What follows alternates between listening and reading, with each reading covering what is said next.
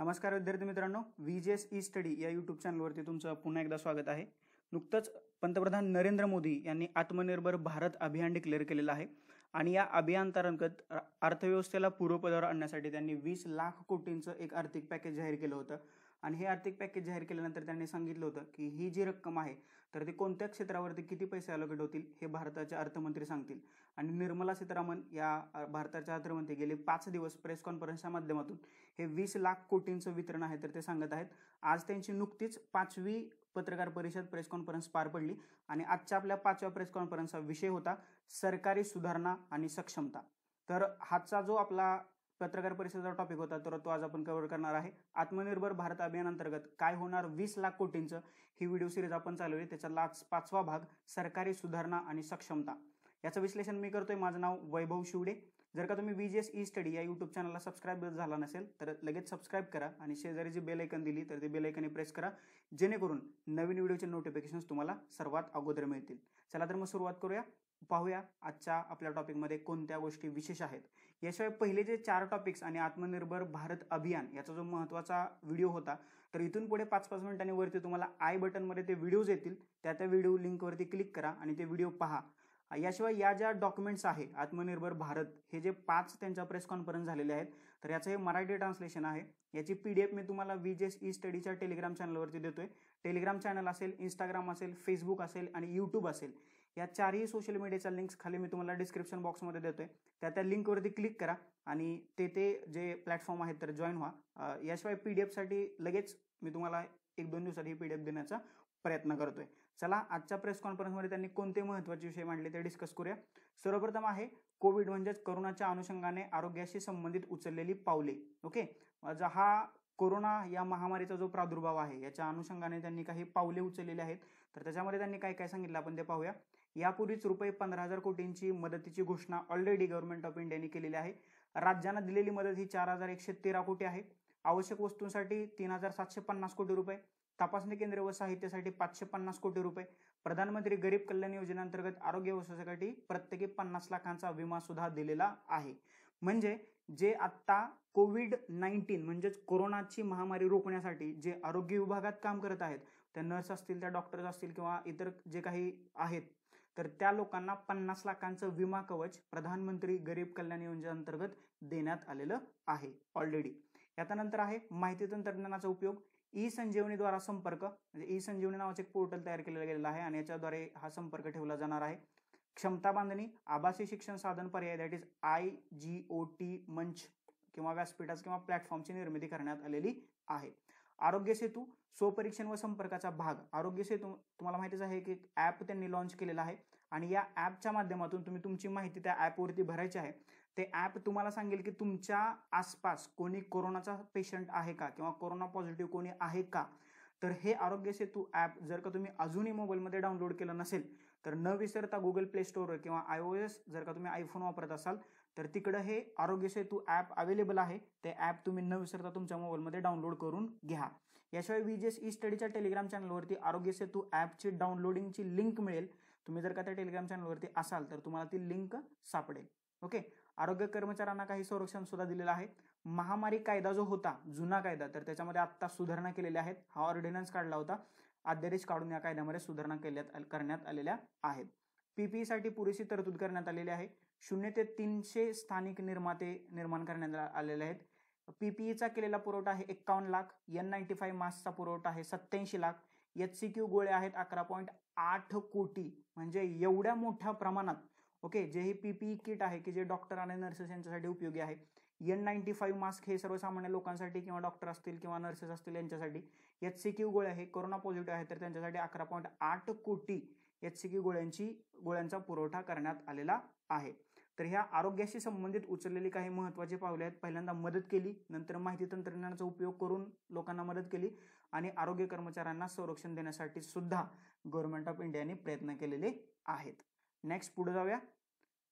शासकीय सुधारणांच्या माध्यमातून उद्योग सुलभीकरण. जागतिक पातळीवर संभाव्य गुंतवणूकदार देशांचा उद्योग सुलभीकरण अहवाल पाहतात. शाश्वत उपायांमुळे जागतिक बँकेच्या उद्योग सुलभीकरण अहवालात भारत 2014 मध्ये 142व्या स्थानी होता तर तो 2019 मध्ये 63व्या स्थानावरती पोहोचलेला आहे. ओके, म्हणजे जागतिक बँकेचा जो ईज ऑफ डुईंग बिझनेस हा जो रिपोर्ट असतो, तर या अहवालात भारत 2014 मध्ये म्हणजे जवळजवळ 6 वर्षापूर्वी 142व्या स्थानावरती होता आणि आत्ता भारत जो आहे तर आत्ता तो 63व्या स्थानावरती पोहोचलेला आहे. म्हणजे खूप महत्वाची गोष्ट आहे, आनंदाची गोष्ट आहे आपल्या दृष्टीनं. भारताची ही आपल्याला प्रगती झाल्याचं दिसून येत आहे. याच्यानंतर पुढे जाऊया. परवाना पद्धती, स्वप्रमाणीकरण आणि इतर उपायांमध्ये थर्ड पार्टी प्रमाणपत्र यात सुलभीकरण करण्यात आलेलं आहे. जे थर्ड पार्टी प्रमाणपत्र होतं तर त्याच्यामध्ये मोठ्या प्रमाणात आता सुलभीकरण करण्यात आल्याचं आपल्याला दिसून येत आहे. सरकार उद्योग सुलभीकरणाच्या पुढच्या टप्प्यासाठी मिशन मोडवर काम करत आहे. यात संपत्तीची नोंदणी प्रक्रिया असेल, ही गोष्ट महत्त्वाची आहे. व्यावसायिक तंट्याचं तत्काळ निवारण असेल आणि देशाला व्यापार सुलभ बनवण्यासाठी सोप्या कर प्रणालीवर काम सुरू असेल. तर या गोष्टी उद्योग सुलभीकरण ओके म्हणजे ईज ऑफ डुईंग करण्याच्या दृष्टीने या सर्व गोष्टी गव्हर्नमेंट ऑफ इंडिया आता करत असल्याचं आपल्याला दिसून येत आहे. ओके, या कशासाठी सुधारणा आहेत तर उद्योग सुलभीकरण म्हणजे ईज ऑफ डुईंग बिझनेससाठी या सर्व सुधारणा केलेल्या आहेत. दुसरी एक महत्त्वाची गोष्ट, हे जे डॉक्युमेंट्स आहे आत्मनिर्भर भारत याच्यामध्ये ज्या ज्या योजना त्यांनी डिक्लेअर केलेल्या आहेत किंवा जाहीर केलेल्या आहेत तर या एक योजनेचा एक्झॅक्ट डाटा अजूनपर्यंत तरी बाहेर आलेला नाहीये. तर आपण असं करूया की ज्यावेळेस हा योजनेचा डाटा बाहेर येईल किंवा या योजनेची पूर्ण माहिती बाहेर येईल तर त्यावेळेस आपण त्या योजना एकत्रितपणे डिस्कस करूया. किंवा याच्यात ज्या सपोज मनरेगा असेल, नाबार्ड असेल, क्लास योजना असेल किंवा मत्स्य संपदा योजना असेल, या योजना पुन्हा याच्यावरती एक आपण व्हिडिओ सिरीज सुरू करूया की जेणेकरून तुम्हाला याची व्यवस्थितपणे एक वेगळ्या प्रकारे माहिती मिळू शकेल. आलं लक्षात? नेक्स्ट पुढं, उद्योगस्नेही वातावरण निर्मितीला चालना देण्यासाठी कॉर्पोरेट कायद्याअंतर्गत करण्यात आलेल्या काही उपाययोजना. हा जो कॉर्पोरेट कायदा होता किंवा कॉर्पोरेट ऍक्ट होता तर त्याच्या माध्यमातून काही उपाययोजना करण्यात आलेल्या आहेत. कंपनी कायद्यातील गुन्हेगारी तरतुदी काढण्याच्या पहिल्या टप्प्यात 2018 साली जागेवर निकाली लागू शकणाऱ्या 16 गुन्ह्यांना कंपनीच्या स्वतःच्या न्यायक्षेत्रात आणि दंड आकारणी यंत्रणेखाली आणले गेलेले आहे. म्हणजे असे काही गुन्हे होते की ज्याचा जागेवर निकाल लागू शकेल, परंतु त्या गुन्ह्यांना पूर्वी न्यायालयात जावं लागत होतं. परंतु आता अशा 16 गुन्ह्यांना कंपनी स्वतःच्या न्यायक्षेत्रात आणि दंड आकारणी करून ते गुन्हे सॉल्व्ह करू शकते. म्हणजे थोडेसे राईट्स कंपन्यांना दिलेले आहेत. आलं लक्षात? नेक्स्ट पुढं, एकात्मिक वेब आधारित इन्फॉर्मेशन फॉर्म. कंपनीची ऑनलाईन नोंदणी करण्यासाठी एक सुलभ प्रक्रिया फॉर्म आणला गेला. हा फॉर्ममध्ये विविध 10 मंत्रालयाच्या आणि एका राज्य सरकारच्या सेवा एकाच फॉर्मवर उपलब्ध करून दिल्या गेल्या. म्हणजे सिंगल विंडो क्लिअरन्स, आपण ही थीम बऱ्याच वेळेला ऐकली असेल. तर सिंगल विंडो क्लिअरन्सच्या माध्यमातून एका कंपनीला जी 10 मंत्रालय आहेत त्या 10 मंत्रालयाचा क्लिअरन्स एकाच फॉर्ममध्ये आणि राज्य सरकारच्या सेवा आहेत तर त्या सर्व एकाच फॉर्ममध्ये उपलब्ध करून दिलेल्या आहेत. तर त्याला काय म्हणतो आपण? Single window clearance. याच्यानंतर स्वतंत्र संचालकांची डाटा बँक सुरू करण्यात आलेली आहे. कंपनी कायदा 2013, आता हा कायदा इथं विचारलाय त्याच्यामुळे भविष्यात याच्यावरती प्रश्न विचारण्याची शक्यता आहे. कंपनी कायदा 2013 अंतर्गत असलेल्या 14,000 शिक्षांची तरतूद रद्द करण्यात आलेली आहे. ज्या 14,000 शिक्षा होत्या तर त्या 14,000 शिक्षांची तरतूद जी आहे तर ती आता रद्द करण्यात आलेली आहे. नेक्स्ट पुढे जाऊया. उद्योग सुलभीकरणासाठी नव्या कॉर्पोरेट कायद्यात उपाययोजना करण्यात आलेल्या आहेत. संबंधित पक्षांच्या व्यवहाराशी संबंधित तरतुदींचं तर्कसंगतीकरण करण्यात आलेलं आहे.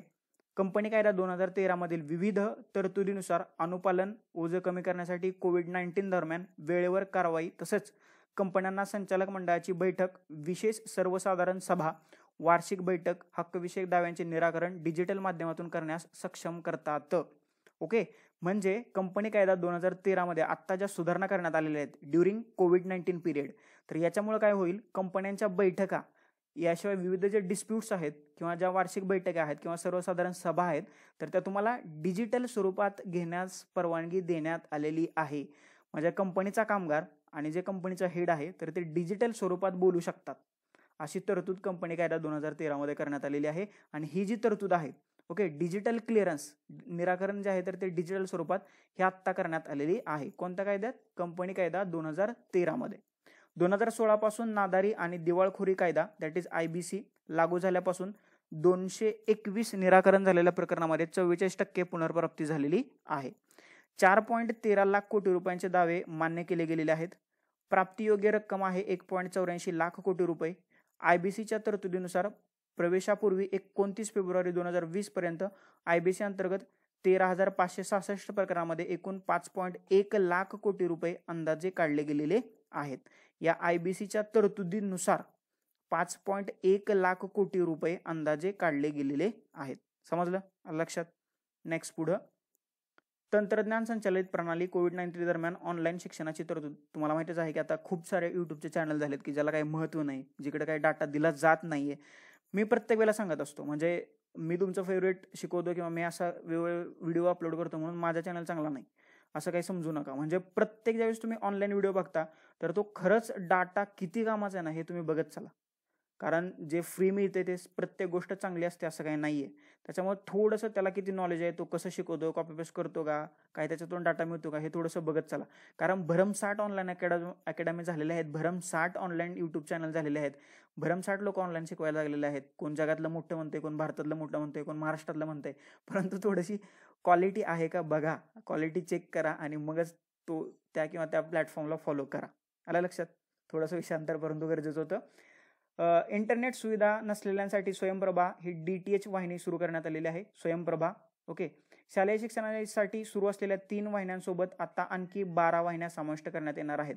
ही स्वयंप्रभा जी आहे तर ही नव्यानं सुरू करण्याचं गव्हर्नमेंटने सांगितलेलं आहे. ही DTH असेल, डायरेक्ट टू होम सर्व्हिस, म्हणजे जे तुम्ही घरी बसून जे चॅनल बघता तर त्याच्यामध्ये हे तुम्हाला असेल.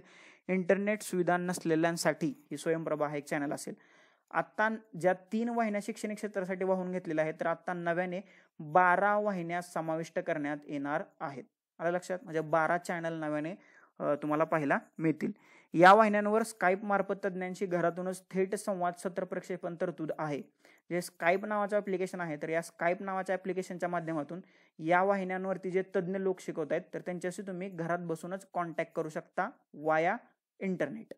या वाहिन्यांवरील शैक्षणिक कार्यक्रम अधिक लोकांपर्यंत पोहोचवण्यासाठी टाटा स्काय आणि एअरटेल या खासगी DTH ऑपरेटरशी करार करण्यात आलेला आहे.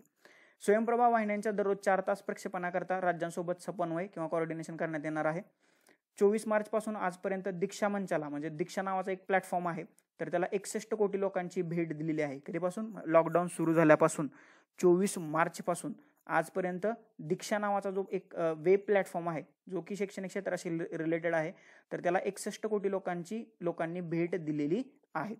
ई पाठशाळा जे आहे तर याच्यामध्ये गव्हर्नमेंटचे जे निर्णय आहेत, काही स्कीम्स असतील, गव्हर्नमेंटचे काही निर्णय आहेत तर ते तुम्हाला PDF स्वरूपात अवेलेबल होतात ई पाठशाळा या वेबसाईटमध्ये.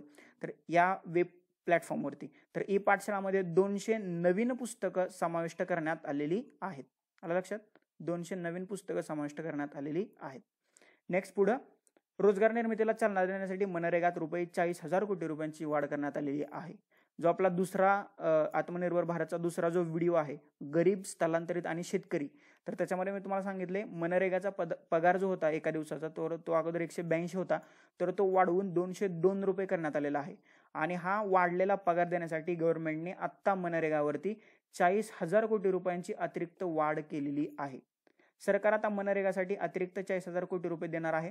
यामुळे एकूण 300 मनुष्यदिन रोजगार निर्मिती होण्यास मदत होईल. म्हणजे जवळजवळ संपूर्ण भारतात 1 वर्ष लोकांना रोजगार मिळू शकेल एवढी रोजगार निर्मिती या 40,000 कोटी रुपयांच्या माध्यमातून उभी केली जाणार आहे. परतणाऱ्या स्थलांतरित मजुरांसाठी पावसाळ्यात काम उपलब्ध करून दिले जाणार आहे. जे मजूर आहेत की जे वेगवेगळ्या राज्यात अडकलेले आहेत आणि ते स्वतःच्या राज्यात परतत आहेत तर त्या मजुरांना पावसाळ्यात ही काम उपलब्ध करून दिले जाणार आहे. जलसंवर्धनासाठी शाश्वत आणि उपजीविकेची साधने निर्माण करण्यात येणार आहेत. उच्च उत्पादनाद्वारे ग्रामीण अर्थव्यवस्थेला याच्या माध्यमातून चालना दिली जाणार आहे. मनरेगाबद्दल आपण नंतर जरा सविस्तरपणे डिस्कस करूया कारण खूप महत्त्वाचा टॉपिक आता तो बनत चाललेला आहे. पुढे जाऊया. आरोग्यविषयक सुधारणा आणि उपक्रम. सार्वजनिक आरोग्य क्षेत्रात गुंतवणुकीत वाढ करण्यात आलेली आहे. आरोग्य क्षेत्रावरील सार्वजनिक खर्चात वाढ झालेली आहे. म्हणजे आरोग्य क्षेत्रावरती जो सार्वजनिक खर्च होता, सरकारी खर्च होता तर त्याच्यामध्ये आता वाढ झालेली आहे. तळागाळातील आरोग्य संस्थांमध्ये गुंतवणूक वाढवली जाईल.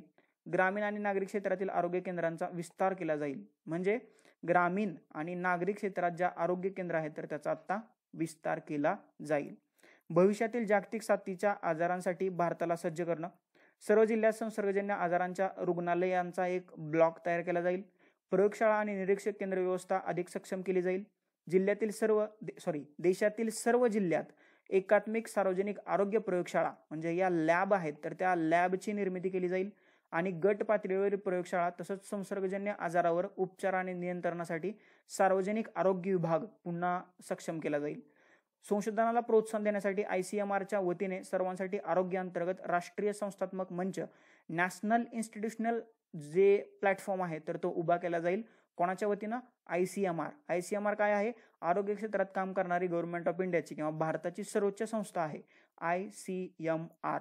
आणि त्यांचा जो एक उपक्रम आहे सर्वांसाठी आरोग्य या उपक्रमाच्या माध्यमातून राष्ट्रीय संस्थात्मक मंच म्हणजे नॅशनल इन्स्टिट्यूशनल फोरम किंवा व्यासपीठ उभा केले जाणार आहे. राष्ट्रीय डिजिटल आरोग्य अभियान याच्या माध्यमातून राष्ट्रीय डिजिटल आरोग्याची ब्लूप्रिंटची अंमलबजावणी किंवा त्याची एन्फोर्समेंट केली जाणार आहे. समजलं?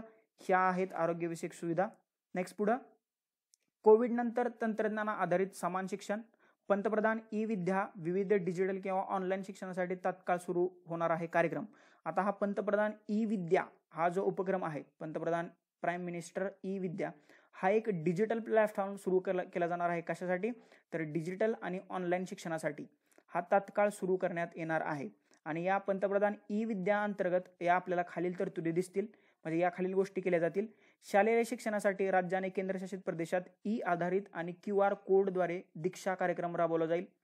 पहिली ते 12वीच्या प्रत्येक वर्गासाठी एक विशिष्ट दूरदर्शन वाहिनी, एका वर्गाला एक, अशा 12 वाहिन्या सुरू केल्या जातील. रेडिओ, समुदाय रेडिओ आणि पॉडकास्टचं विस्तारित वापर केला जाईल. दृष्टिबाधित आणि कर्णबधिर मुलांसाठी विशेष ई सामग्री निर्माण केली जाईल. 30 मे 2020 पर्यंत पहिल्या 100 कार्यक्रमांच्या विद्यापीठांमध्ये स्वयंचलित ऑनलाईन अभ्यासक्रम घेण्यास परवानगी दिली जाईल. मनोदर्पण, आता हे मनोदर्पण काय आहे ते पाहूया. मनोदर्पण विद्यार्थी, शिक्षक आणि कुटुंबियाच्या मानसिक आरोग्यासाठी आणि भावनिक आधारासाठी मानसोपचाराद्वारे सहकार्य करण्याचा उपक्रम तात्काळ सुरू केला जाईल. म्हणजे मनोदर्पण जे आहे, जे सायकोलॉजिकल जे प्रॉब्लेम आहेत तर त्याला सोडवण्यासाठी विद्यार्थी, शिक्षक आणि कुटुंबियाच्या मानसिक आरोग्यासाठी, म्हणजे बघा विद्यार्थी तेवढाच महत्वाचा आहे, शिक्षक तेवढाच महत्वाचा आहे आणि त्या विद्यार्थ्यांचं कुटुंब सुद्धा तेवढंच महत्वाचं आहे. तर याच्यासाठी त्यांच्या सायकोलॉजिकल हेल्थसाठी मनोदर्पण हा एक उपक्रम तात्काळ सुरू केला जाईल. शाळा, शिशुवर्ग आणि शिक्षकांसाठी जागतिक स्तरावरील आणि 21व्या शतकातील कौशल्य आवश्यकतांसह नवीन राष्ट्रीय अभ्यासक्रम आणि अध्यापनशास्त्रीय सहकार्य करण्याचा कार्यक्रम सुरू करणार आहे. सन 2025 पर्यंत प्रत्येक मुलाला 5 ग्रेड पर्यंत शैक्षणिक पातळीवर नेण्यासाठी राष्ट्रीय साक्षरता अभ्यासक्रम, ही गोष्ट नवीन आहे, राष्ट्रीय साक्षरता अभ्यासक्रम आणि न्यूमरसी अभियान डिसेंबर 2020 पर्यंत सुरू केलं जाणार आहे किंवा सुरू होणार आहे. म्हणजे इथं तुम्हाला मी 3 नवीन गोष्टी सांगितलेल्या आहेत. पंतप्रधान ई-विद्या कार्यक्रम, मनोदर्पण आहे, राष्ट्रीय साक्षरता अभ्यासक्रम आहे आणि न्यूमरसी अभ्यासक्रम अभियान आहे. तर या गोष्टी तिथं सुरू केल्या जाणार आहेत. आलं लक्षात? नेक्स्ट पुढं, IBC संबंधित उपयोजनाद्वारे व्यापार सुलभीकरणात पुढील भर देण्यात आलेला आहे. दिवाळखोरीची मर्यादा रक्कम 1 लाख रुपये ऐवजी वाढवून आता ती 1 कोटी केली गेलेली आहे, जी सूक्ष्म, लघु व मध्यम उद्योगांसाठी सहाय्यभूत ठरेल. म्हणजेच MSME बद्दलची जी खूप महत्वाची इन्फॉर्मेशन आहे, तर आत्मनिर्भर भारतचा जो पहिला व्हिडिओ आहे तर तो तुम्ही न विसरता पहा. कलम 240 अ अंतर्गत सूक्ष्म, लघु व मध्यम उद्योगांसाठी विशेष दिवाळखोरी उपाय रचना लवकरच करण्यात येणार आहे. महामारी परिस्थितीचा अंदाज घेऊन ताजी दिवाळखोरी कार्यवाही 1 वर्षापर्यंत मागे घेणार आहे. दिवाळखोरी संबंधित थकीत कर्जाच्या व्याख्येतून कोविड संबंधित कर्ज वगळण्याचा केंद्र सरकारला अधिकार मिळणार आहे. लक्षात? नेक्स्ट पुढे जाऊया. कॉर्पोरेट क्षेत्रासाठी उद्योगस्नेही वातावरण.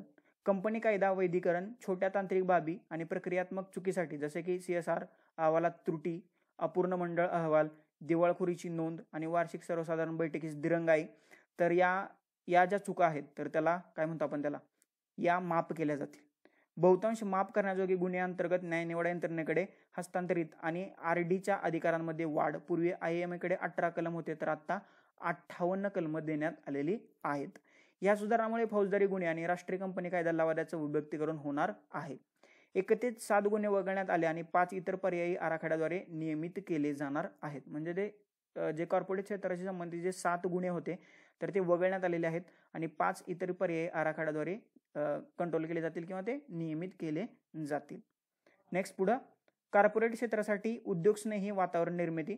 उद्योग सुरू करण्याविषयीच्या मानांकनात सुधारणा आणि नादारीचे निराकरण या दोन उपाययोजनांमुळे भारताच्या उद्योगस्नेही वातावरण निर्मिती म्हणजेच EODB ease of doing business क्रमवारीत सुधारणा होण्यास मदत झालेली आहे. म्हणजे कॉर्पोरेट क्षेत्र जे आहे तर त्याच्या उद्योगस्नेही वातावरणामुळे ईज ऑफ डुईंग बिझनेस हा जो इंडेक्स आहे किंवा हा जो रिपोर्ट आहे तर याच्यामध्ये भारताची मोठ्या प्रमाणात सुधारणा झालेली आहे. पुढील काही घटकांमध्ये सुधारणा झालेली आहे. परवानगी असलेल्या परदेशी कार्यक्षेत्रात भारतीय सार्वजनिक कंपन्यांकडून सिक्युरिटीज थेट सूचीबद्ध करणे. ज्या खासगी कंपन्या शेअर बाजारात NCDs सूची करतात त्या सूचीबद्ध कंपन्या म्हणून मानल्या जाणार नाहीत. कंपनी कायदा 2013 मध्ये कंपनी कायदा 1956 मधील भाग IX च्या तरतुदी उत्पादन कंपन्या समाविष्ट करणार आहे. NCLATच्या पीठांसाठी अतिरिक्त विशेष अधिकार निर्मिती, छोट्या कंपन्या, एका व्यक्तीच्या कंपन्या, उत्पादक कंपन्या आणि स्टार्टअप यांच्या सर्व प्रकारच्या कर्ज बुडवेगिरीबद्दल कमी शिक्षेची तरतूद करण्यात आलेली आहे. जे स्टार्टअप्स आहेत किंवा जे MSME आहेत त्यांचं जी कर्ज बुडवी संबंधीची जी प्रक्रिया आहे तर त्याच्यामधील शिक्षा कमी करण्यात आलेली आहे किंवा कमी शिक्षेची तरतूद करण्यात आलेली आहे. हे मोठ्या उद्योगांसाठी नाही आहे. जे पळून गेले ते गेले, त्याचा आपला काही संबंध नाही आहे. परंतु छोट्या उद्योगांना म्हणजे छोटे उद्योग कर बुडवेगिरी करतात असं गव्हर्नमेंटने इथं सरळ सरळ मान्य केलंय. लक्षात घ्या छोट्या उद्योगांवरती गव्हर्नमेंटचं किती बारीक लक्ष आहे आणि मोठे उद्योग आहेत तर त्यांना बाहेर पळून जाऊ दिलं जाऊ शकतं. पुढं नवीन आणि स्वावलंबी भारतासाठी सार्वजनिक क्षेत्रातील उद्योग धोरण. गेल्या काही दशकांमध्ये भारत आणि जग खूप बदललेलं आहे.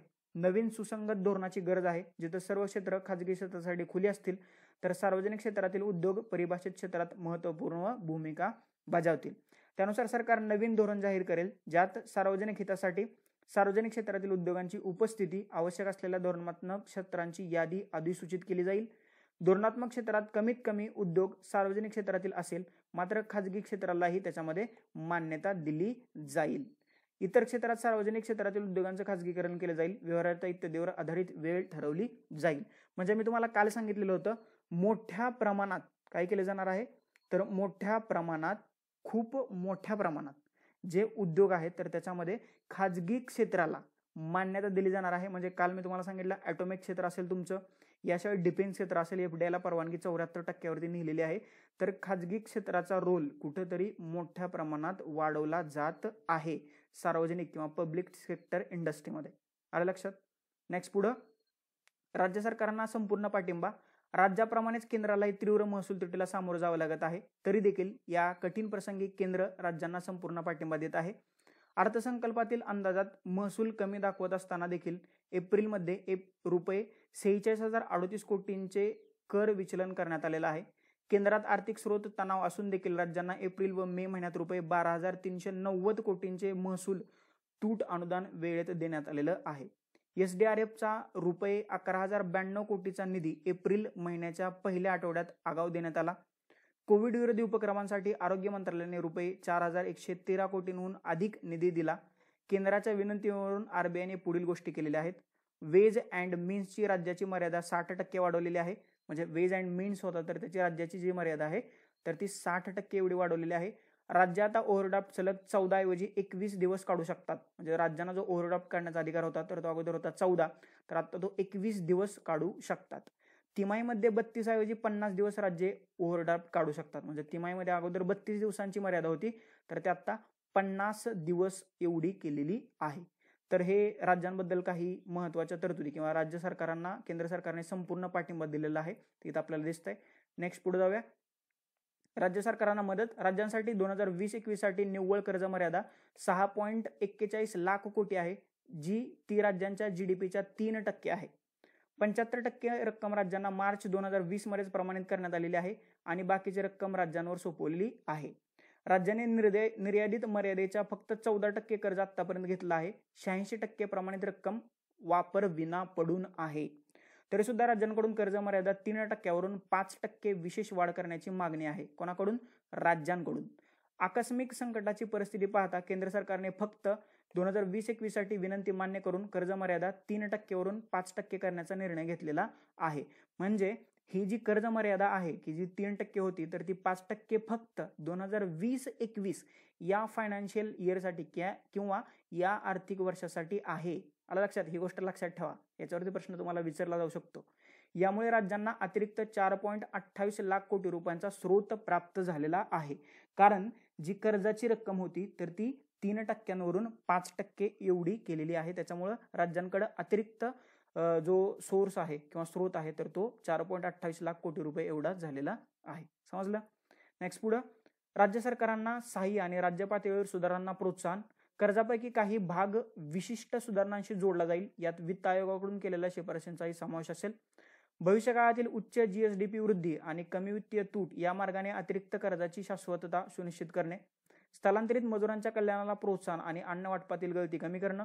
गुंतवणुकीच्या माध्यमातून रोजगार निर्मिती करणं. ऊर्जा क्षेत्र शाश्वत करत असतानाच शेतकऱ्यांच्या हिताचं रक्षण करणं आणि नगर विकास, आरोग्य आणि स्वच्छतेला प्रोत्साहन देणं. या सुधारणा 4 क्षेत्रात संलग्न केल्या जातील. आता ह्या वरील ज्या मी तुम्हाला या सगळ्या सुधारणा सांगितलेल्या आहेत तर या 4 क्षेत्रात केल्या जातील. ती 4 क्षेत्र कोणती? एक देश एक रेशन कार्ड, या योजनेचं सर्वत्रीकरण, उद्योगस्नेही वातावरण, ऊर्जा पारेषण आणि नागरी स्थानिक स्वराज्य संस्थांचा महसूल. ओके, या सर्व सुधारणा तुम्हाला या 4 ठिकाणी दिसतील. आलं लक्षात? व्यय विभागाकडून खालील पद्धतीने एक विशिष्ट योजना अधिसूचित केली जाईल. 0.50% विनाअट वाढ. 4 शाखांमधल्या 0.25% म्हणजेच 1% म्हणजे प्रत्येक क्षेत्रात स्पष्टपणे वर्णित, मोजता येण्यासारख्या आणि शक्य अशा सुधारणा करणं. जर 4 पैकी किमान 3 क्षेत्रात इच्छित लक्ष्य गाठण्यात यश आलं तर आणखी 0.50% वाढ केली जाणार आहे. आलं लक्षात? नेक्स्ट पुढे, आधीच्या उपाययोजनांमधून प्रोत्साहन देण्यात आलेलं आहे. 22 मार्च 2020 पासून कर सवलतीमुळे गमावलेला महसूल आहे 7,800 कोटी रुपये. प्रधानमंत्री गरीब कल्याण योजनेवरती 1,70,000 कोटी रुपये खर्च केलेले आहेत. आरोग्य क्षेत्रासाठी पंतप्रधानांची घोषणा 15,000 कोटी रुपयांची. तर आतापर्यंत या 3 योजनांमधून एकूण जे प्रोत्साहन आहे तर 1,92,800 कोटी रुपयांचं प्रोत्साहन दिलेलं आहे. म्हणजे खूप मोठी रक्कम आहे. आणि हे जे 1,92,800 कोटी रुपये आहेत ना तर हे तुमच्या 20 लाख कोटी रुपयामध्ये धरणार आहेत. म्हणजे असं नका समजू की हे पैसे धरणार नाहीत. त्याच्यामुळे तो आकडा आहे ना तर तो वाढलेला आहे. ही रक्कम पकडून 20 लाख कोटी रुपयांची तरतूद करण्यात आली. हे तुम्ही लक्षात ठेवा. कारण बऱ्याच जणांना थोडासा हे वाटत होतं की 20 लाख कोटी, तर ह्या 20 लाख कोटीत 1,92,800 कोटी रुपये आहेत. म्हणजे 19 लाख कोटी रुपयांची तरतूद करण्यात आली आहे. पुढे जाऊया. भाग 1 मध्ये काही म्हणजे जो आपण भाग 1 पाहिला की जो एमएसएमई सेक्टरशी संबंधित होता त्याच्यामध्ये करण्यात आलेल्या तरतुदीचा आपण एक आढावा घेऊया. एमएससीई सह व्यवसायासाठी आपत्कालीन WC सुविधासाठी 3 लाख कोटी रुपये. तणावग्रस्त एमएससी साठी दुय्यम कर्जासाठी 20,000 कोटी रुपये. एमएससी साठी फंडसाठी 50,000 कोटी रुपये. व्यवसाय आणि कामगारांना कर्मचारी भविष्य निर्वाह निधीच्या समर्थनासाठी 2,800 कोटी रुपये. कर्मचारी भविष्य निर्वाह निधी दरात कपात 6,750 कोटी रुपये. NBFC, HFC, MFIC साठी विशेष तरलता योजना 30,000 कोटी रुपये. NBFC, MFIC साठीच्या उत्तरदायित्वासाठी आंशिक पत हमी योजना 45,000 कोटी रुपये. वीज वितरण कंपन्या डिस्कॉमसाठी तरलता म्हणजेच लिक्विडिटीसाठी 90,000 कोटी रुपये. TDS, TCS दरात कपातीसाठी 50,000 कोटी रुपये. अशी भाग 1 मध्ये 5,94,550 कोटी रुपयांची तरतूद जी आहे तर आपला जो 1 नंबरचा व्हिडिओ आहे ना MSME सेक्टरशी संबंधित तर त्याच्यावरती ह्या 5 लाख कोटी रुपयांची तरतूद करण्यात आलेली आहे. नेक्स्ट पुढे पार्ट 2 भाग 2 आपला कशाशी संबंधित होता तर भाग 2 जो होता तर आपला तो गरीब, स्थलांतरित आणि शेतकऱ्यांशी संबंधित होता. तर त्याच्यामध्ये काय तरतुदी आहेत? स्थलांतरित कामगारांना 2 महिन्यासाठी मोफत अन्नधान्य पुरवठ्यासाठी 3,500 कोटी रुपये. 3,500 कोटी रुपये. मुद्रा शिशु कर्जाकरता व्याजदरात सवलत म्हणून 1,500 कोटी रुपये. रस्त्यांवरील विक्रेत्यांना विशेष पत सुविधेसाठी 5,000 कोटी रुपये.